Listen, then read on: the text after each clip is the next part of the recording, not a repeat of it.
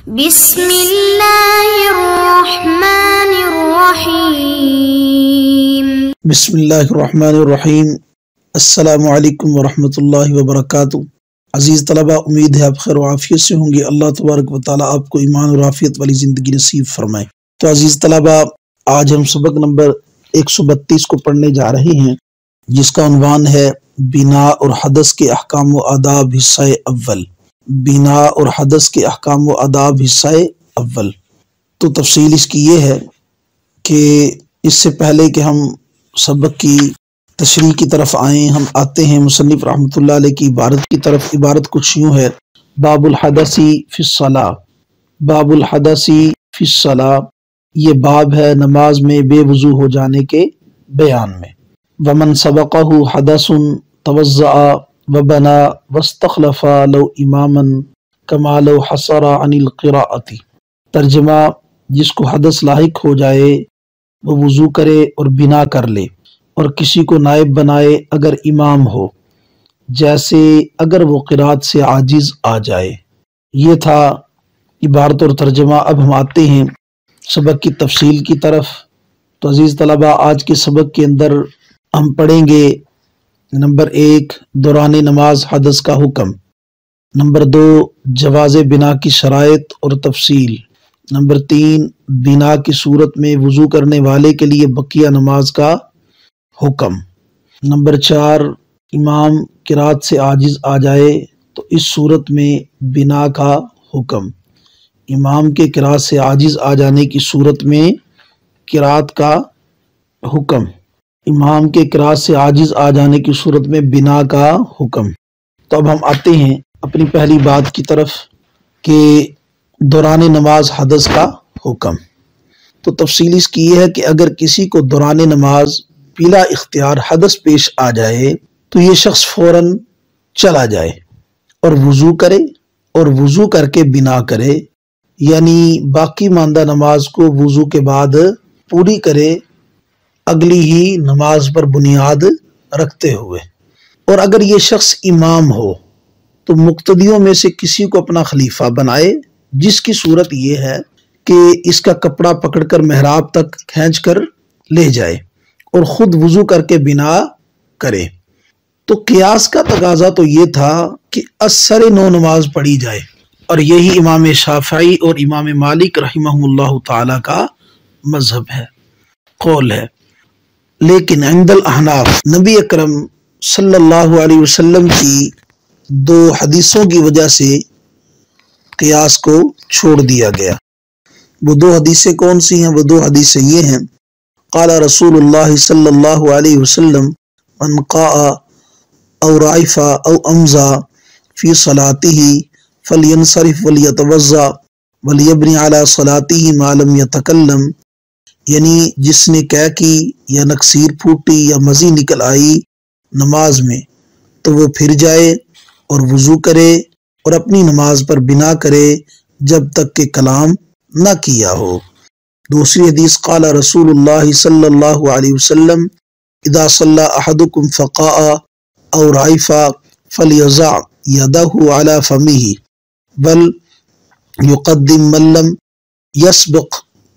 یسبق بشیء، یعنی اگر تم میں سے دوران نماز کسی نے قے کی یا نکسیر پھوٹی تو وہ اپنے منہ پر ہاتھ رکھ دے اور کسی غیر مسبوق شخص کو آگے کر دے۔ یہ تھا دوران نماز حدث کا حکم، جو کہ ان احادیث سے ثابت ہے، جس کو مصنف رحمۃ اللہ علیہ نے من سبقہ حدث توضأ وبنا ان الفاظ میں بیان فرمایا ہے۔ نمبر 2 ہے صحت بنا کی شرائط۔ تو آیا کہ جو بنا جو احادیث سے ثابت ہے اس کے لیے کوئی شرائط، تو فقہا نے اس کی چند شرائط بیان فرمائی ہیں۔ اس کی تفصیل یہ ہے کہ صحت بنا کی شرائط میں سے پہلی شرط ہے کہ وہ حدث موجب الغسل نہ ہو، وہ حدث موجب غسل نہ ہو، جو حدث اس کو پیش آیا وہ حدث موجب غسل نہ ہو۔ نمبر 2 وہ حدث کوئی نادر الوجود حدث نہ ہو، وہ حدث کوئی نادر الوجود حدث نہ ہو، جیسا کہ آگے تفصیل آ رہی ہے۔ نمبر 3، حالت حدث میں کوئی رکن ادا نہ کرے، یعنی جو ہی وضو ٹوٹے تو فوراً ہی پھر جائے اور جا کر وضو کرے، فوراً لوٹ جائے۔ ایسا نہ ہو کہ اس کو وضو میں اس کو رکوع کے اندر حدث پیش آیا تو وہ رکوع کے اندر کھڑا رہا، پھر جب قیام کی طرف گیا، قومے کی طرف، تو پھر لوٹا۔ تو ایسے طور پر اگر اس نے ایسا عمل کیا تو پھر اس کے لیے بنا کرنا جائز نہیں ہے۔ تو حالت حدث میں کوئی رکن ادا نہ کرے۔ نمبر 4، ایسا کوئی منافی صلاۃ عمل نہ کرے جس سے اس کو چارہ کار ہو۔ ایسا کوئی بھی منافی صلاۃ عمل نہ کرے جس سے اس کو چارہ کار ہو۔ نمبر 5، بلا عذر وضو کرنے میں دیر نہ کرے۔ بلا عذر وضو کرنے میں دیر نہ کرے۔ نمبر 6، حد سے سابق ظاہر نہ ہو، مثلا ایسا نہ ہو کہ مدت مسح پوری ہو جائے اور اس وجہ سے اس کا وضو ٹوٹا ہو، تو ایسی صورت کے اندر بنا کرنا درست نہیں ہے۔ اگر امام ہو تو کوئی ایسا شخص، کسی ایسے شخص کو اپنا خلیفہ نہ بنائے کہ جس میں امامت کی سرے سے اہلیت ہی نہ ہو۔ تو یہ ہیں صحت بنا کی شرائط۔ نمبر 3، بنا کی صورت میں وضو کرنے والے کے لیے بقیہ نماز کا حکم۔ بنا کی صورت میں وضو کرنے والے کے لیے بقیہ نماز کا حکم۔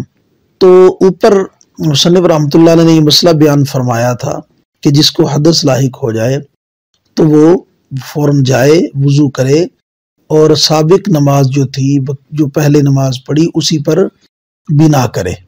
تو آیا کہ بنا کی صورت میں جو بقیہ نماز ہے اس کی کیا صورت ہے، اس کا کیا حکم ہے؟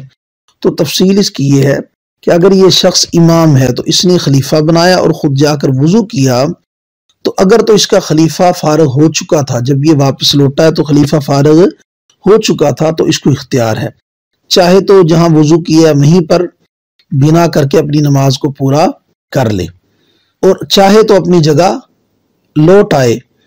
وہیں پر نماز پڑھنا اس کی وجہ تقلیل مشی ہے، لہذا اس لیے اگر خلیفہ فارغ ہو چکا ہے تو وہیں پر ہی اپنی نماز، وضو جہاں کیا وہیں پر اپنی نماز کو مکمل کر لے، کیونکہ اس میں تقلیل مشی ہے۔ اور چاہے تو اپنی جگہ لوٹ آئے تو لوٹنے کا بھی اختیار ہے، کیونکہ اس طرح ادائیگی نماز کا جو محل وہ ایک ہو جائے گا۔ ادائیگی نماز کا محل ایک ہو جائے گا کہ جہاں پر نماز شروع کی تھی وہیں پر نماز کو ختم کیا ہے۔ اور یہی دو اختیار منفرد کو بھی ہیں، یہی دو اختیار منفرد کو بھی ہیں۔ لیکن اگر اس کا خلیفہ فارغ نہیں ہوا تو اگر اس کے اور اس کے امام کے درمیان کوئی حائل موجود ہو تو وجوباً اپنی جگہ کی طرف لوٹ آئے اور اپنی نماز پوری کرے، اور یہی مقتدی کا حکم بھی ہے، یہی حکم مقتدی کا بھی ہے۔ یہ تھی بنا کی صورت میں وضو کرنے والے کے لیے بقی نماز کا حکم۔ البتہ ایک بات کا سمجھنا ضروری ہے کہ بنا کرنا جائز تو ہے، لیکن افضل یہ ہے کہ اثر نو نماز پڑھے، افضل یہ ہے کہ اثر نو نماز کو پڑھا جائے تاکہ اختلاف سے بچ جائے، البتہ اگر نئے سرے سے نماز پڑھنا چاہتا ہے تو پہلی نماز کو ختم کرنا ضروری ہے، خاص سلام پھیرے یا کسی بھی منافی صلاۃ عمل سے نماز کو کیا کر دے، ختم کر دے، تو پھر نئے سرے سے نماز پڑھے تو یہ درست ہے، جیسا کہ شرح تنویر میں ہے وَإِسْتِنَافُهُ أَفْضَلٌ تَحَرُّزًا عَنِ الْخِلَافِ قَالَ ابن عابدین رحمہ اللہ تعالی قوله وَإِسْتِنَافُهُ أَفْضَلُ أَيْ بِأَنْ يَعْمَلَ عَمَلًا يَقْطَعُ الصَّلَاةَ ثُمَّ يَشْرَعُ بَعْدَ الْوُضُوءِ الدُّرُّ الْمُخْتَارُ مع رد المختار، جلد 1 صفحہ 446۔ یہ تھی وضو کرنے والے کے لیے بقیہ نماز کا حکم اور اس کی تفصیل۔ نمبر 4، امام اگر قرات سے دوران نماز قرات سے عاجز آ جائے تو اس کا کیا حکم ہے، جس کو مصنف رحمۃ اللہ علیہ نے کمال و حسر عن القراءتی کے الفاظ سے بیان فرمایا ہے۔ تو تفصیل اس کی یہ ہے کہ جیسے مذکورہ بالا صورت میں امام کا کسی کو خلیفہ بنانا جائز ہے، ایسے ہی اگر کوئی امام نماز کے اندر باوجود قرات آنے کے کسی بھی گھبراہٹ کی وجہ سے، کسی بھی وجہ سے قرات سے عاجز آ جائے کہ کچھ بھی نہ پڑھ سکے، تو امام ابو حنیفہ رحمۃ اللہ علیہ کے نزدیک اس کے لیے جائز ہے کہ کسی مقتدی کو خلیفہ بنائے، جبکہ صاحبین رحمہ اللہ تعالی کے نزدیک اس صورت میں استخلاف جائز نہیں ہے، کسی کو خلیفہ بنانا جائز نہیں۔ کیوں؟ وہ فرماتے ہیں کہ اس کا عذر جو ہے وہ نادر الوجود ہے، جس کی پیچھے تفصیل آ چکی ہے۔ اس کا عذر کیا ہے؟ نادر الوجود ہے، ایسا بہت کم ہوتا ہے۔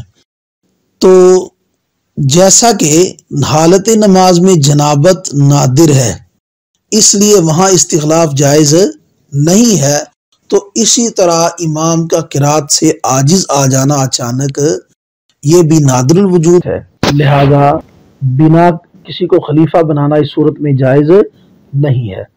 البتہ اگر کوئی بھول کر کچھ نہ پڑھ سکے، یعنی اس کو بالکل یاد ہی نہ آ رہا ہو، ایسے شخص کے لیے بالاتفاق استخلاف جائز ہے۔ تو ایسے شخص کے لیے بالاتفاق استخلاف جائز نہیں ہے، بلکہ امام کے امی ہونے کی وجہ سے سب کی نماز باطل ہو گئی، لہذا اثر نماز پڑھی جائے گی۔ تو یہ تھا امام کے قرات سے عاجز آ جانے کی صورت میں بنا کا حکم، جس کو مصنف رحمۃ اللہ علیہ نے کمال و حسر عن القراءتی ان الفاظ سے بیان فرمایا ہے۔ تو یہ ایک صورت تو یہ ہوئی کہ امام دوران نماز قرات سے عاجز آ گیا۔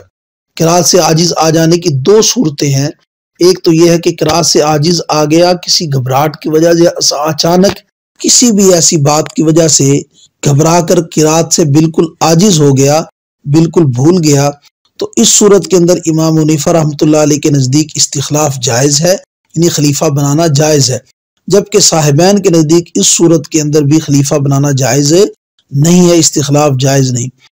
وہ فرماتے ہیں کہ اس صورت کا جو وقوع ہے وہ نادر الوجود ہے، اس صورت کا وقوع نادر الوجود ہے، لہذا اس وجہ سے استخلاف جائز نہیں ہے۔ جبکہ دوسری صورت یہ ہے کہ امام بھول گیا اور قرات سے بھولنے کی وجہ سے بالکل عاجز آ گیا، کوئی گھبراہٹ یا کوئی ایسا اور عذر نہیں تھا، بلکہ بھول گیا، بھول کی وجہ سے قرات سے بالکل عاجز آ گیا، تو ایسی صورت میں بالاتفاق خلیفہ بنانا جائز نہیں ہے۔